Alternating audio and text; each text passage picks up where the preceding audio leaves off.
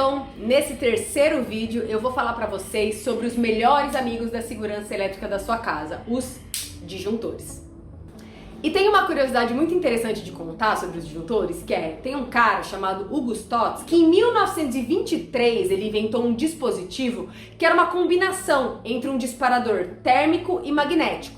E que em 1924 foi patenteado como o primeiro fusível reinicializável, ou seja, o primeiro disjuntor da história. Por isso, a primeira e original patente do disjuntor é da ABB.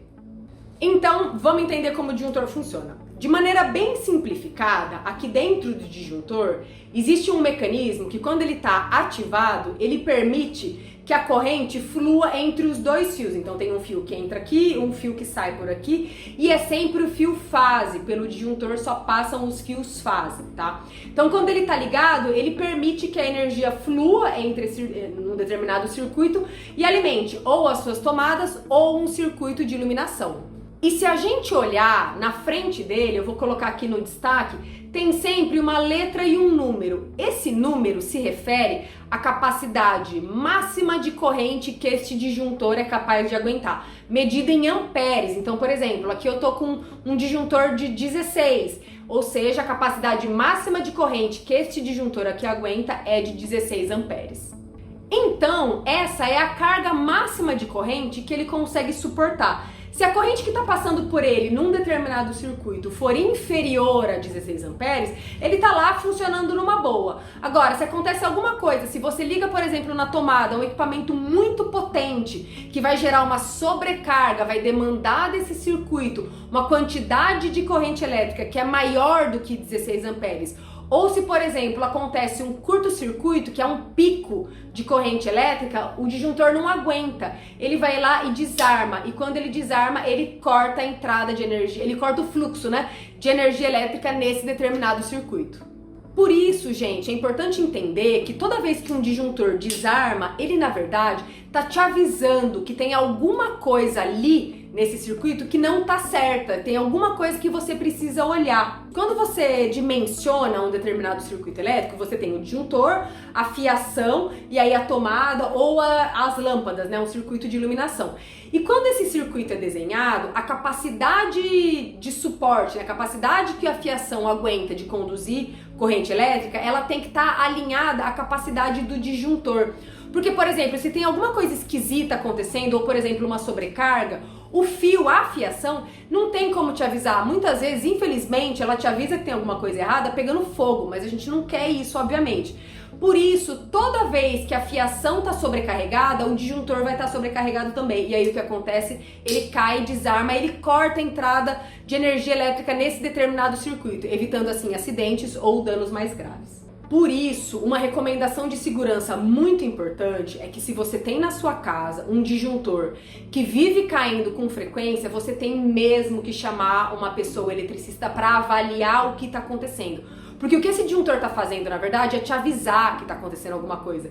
Se você tem um chuveiro que toda vez que você vai tomar banho, o disjuntor dele cai, muito provavelmente esse disjuntor é de uma potência muito alta e demanda uma corrente elétrica maior do que a sua fiação e do que o seu disjuntor são capazes de suportar. E nesse caso, gente, tem mesmo que avaliar, porque você pode estar colocando a sua fiação, a sua própria segurança em risco. Então, vamos entender como eles funcionam. Eu tô aqui com 3 tipos diferentes.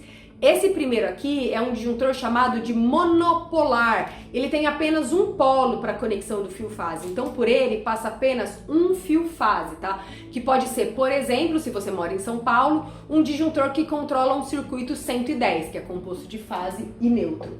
Esse aqui é um disjuntor bipolar, ou seja, ele tem 2 polos e ele tem uma alavanca única que controla os 2 polos. De novo, aqui em São Paulo, por exemplo, ele controla circuitos 220, que são 2 fios fase. E existe ainda o disjuntor tripolar, que muitas vezes pode ser o disjuntor de entrada. Tem ainda o tetrapolar, mas o mono, o bi e o tri são provavelmente os tipos mais comuns que você pode encontrar aí na sua casa. E é importante que eles sejam instalados por profissionais que tenham capacitação para isso.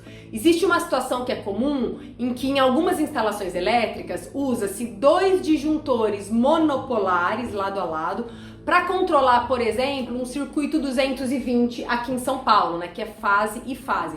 Qual que é o problema disso? Eles têm alavancas independentes, né? Porque são 2 disjuntores diferentes. Muitas vezes, se você está tendo um problema num circuito 220, existe um risco de apenas um disjuntor desligar. E aí você continua tendo energia chegando nesse circuito e pode sofrer um acidente, pode causar algum dano. Por isso, a instalação elétrica tem que ser sempre feita de acordo com o tipo de circuito, com a tensão, com a capacidade de corrente que ela vai demandar. E nesse caso, em vez de usar 2 disjuntores monopolares, o correto é usar um disjuntor bipolar, porque quando ele desliga, é uma única alavanca que controla os 2 polos. Então, com certeza, ele vai cortar a entrada de energia elétrica nos 2 fios fase. E eles ficam todos no nosso QDC, no quadro de distribuição de circuitos, ou quadro de força, ou quadro de energia, ou quadro de luz. Tem nomes diferentes que às vezes a gente chama o QDC. E muitas vezes eles estão identificados de acordo com o circuito que eles controlam, mas muitas vezes não, muitas vezes é só um monte de disjuntor sem a gente saber exatamente quais circuitos ele controla. Então às vezes a gente tem que ir meio na sorte desligando até entender, por exemplo, qual é o disjuntor que controla um determinado circuito de iluminação ou de tomada que você quer fazer um determinado conserto. E é importante fazer uma avaliação da rede elétrica da sua casa a cada 5 anos, ou seja, chamar uma pessoa especialista para dar uma olhada na fiação, nos disjuntores e entender se tem alguma coisa que precisa ser adequada ou substituída.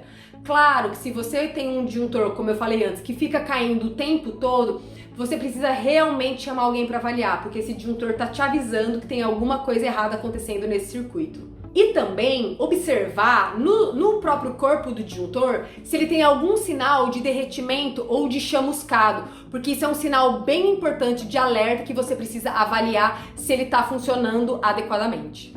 Ah, e uma coisa super importante, para fazer qualquer tipo de instalação, substituição ou manutenção dos disjuntores, é preciso que você faça isso com mão de obra profissional, qualificada e capacitada para fazer esse tipo de serviço.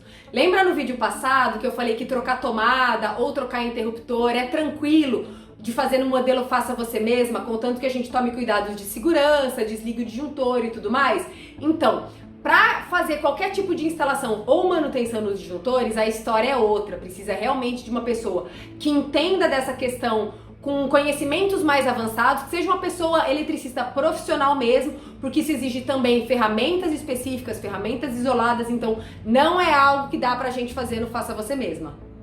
Mas, se você está nesse processo de fazer uma avaliação, uma reforma elétrica da sua casa, e a pessoa que está fazendo isso para você já te recomendou quais são os disjuntores que precisam ser comprados, você consegue comprá-los todos diretamente na loja da ABB, em loja.abb.com.br, onde você consegue comprar toda a lista que passaram para você modernizar e garantir mais segurança nas instalações elétricas da sua casa, sem nem precisar sair de casa, com toda comodidade e com toda segurança.